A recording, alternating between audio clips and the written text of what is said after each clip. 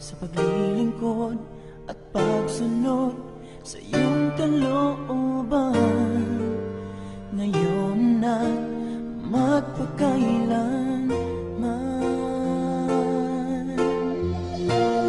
Pagsinta mo sa sanlibutan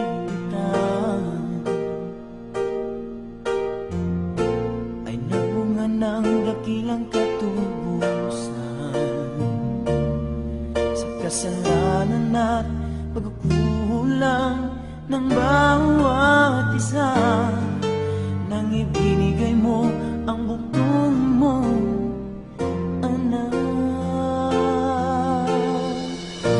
Sasabihin ko sa iyo, O Diyos, sa aking Panginoon,